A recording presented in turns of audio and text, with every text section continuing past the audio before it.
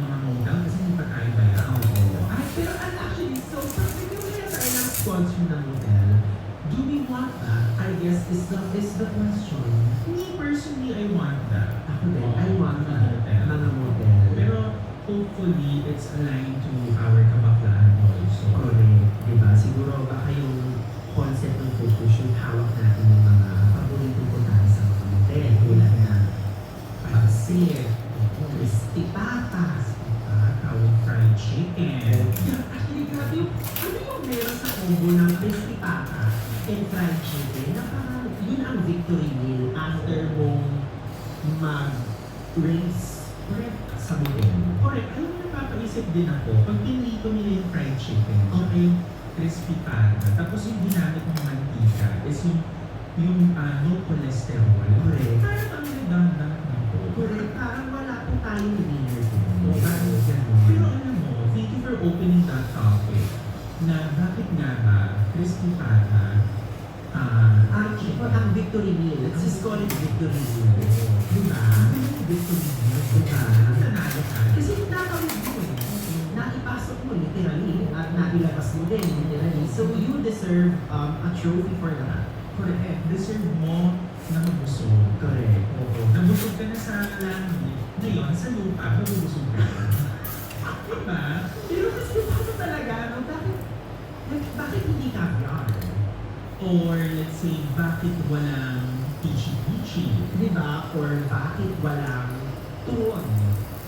Turon. Ang sarap ng turon ah. I love it. Ang turon after sex. It's giving round 2 in 10 minutes. Correct.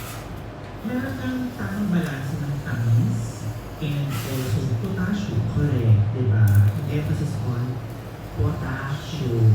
Yes. Okay, mamaya pupunta tayo dyan sa hotel kasi gusto kong magkaroon tayo ng ganyan engagement. Pupunta tayo doon as a discussion or pupunta tayo doon physically? Pupunta tayo doon sa discussion.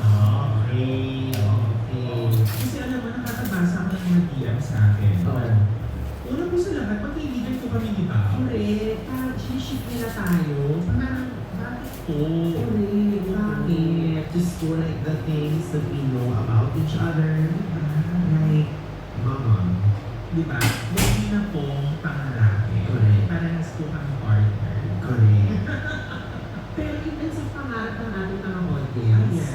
because we are recording this on the same week of our premiere episode now, there are people na medyo in their feelings about the erasure of a certain Cubao station. Oh, yes, yes. So, actually, nabasa ko yun sa ating YouTube channel Correct. na bakit daw natin dinilip itong station ng MRT na ito. Ito natin tinuloy, inaabangan daw nila. Oo. So, are you comfortable to open, are you comfortable to talk about it? Yes, siguro very quickly na because it's still a very sensitive topic. There's still time to recover from. Pero sige, bubuksan ko na ang topic na ito. Let's quickly discuss about the Araneta Center Cubao Station. And people are calling it the center of the The universe. center of the universe. Siguro bago natin ibigay sa kanya yung title na the center of the universe, ano pa ba yung ibang contenders the center of the universe? Syempre, alam kong gasgas na to, Mandaluyong would be Correct. the center. And I think also Center for Pop is considered, any branch of Center for Pop is considered the center of the universe. Diba yung may ganito? Diba? Oo. Pero magayamin mo. Center for Pop Music. O, diba? Diba? Ano ba mga center? Kung sa ibang, if it's the universe, you have to go to like other countries. People say that New York City is a center of the world. Ano ba mga, diba? Maybe the center of Southeast Asia, maybe Bangkok for me. Correct. Or maybe yung the jewels sa Singapore Changi Airport. Correct. It looks very center-like. It's very center-like.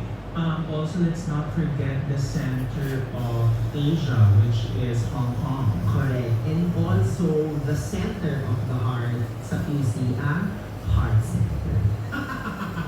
Heart center lang. Alam mo, ang ganda ng ginawa ng Philippine government. Diba? Yun ang magandang ginawa nila. Diba nung pinangalanan nila yung mga lung center, Heart center. yung hospital. Diba? Pero, So bakit Cubao ang center of the universe?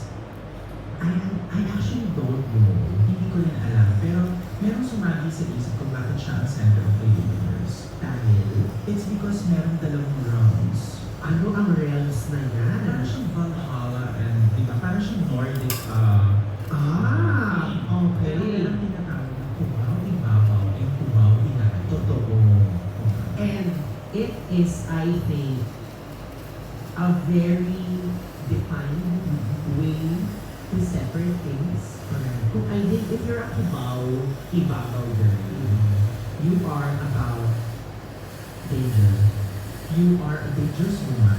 Correct. Roxette personified. Ariana Grande personified. Diba? You've got the look. Diba? Parang taga-Pugera ka. Oo. Yung mga taga-Cubao, Ibabaw na to, nag-aaral sa, seat. Correct. Exclusive. Pero kung Cubao ilalim ka, ikaw ay binaba.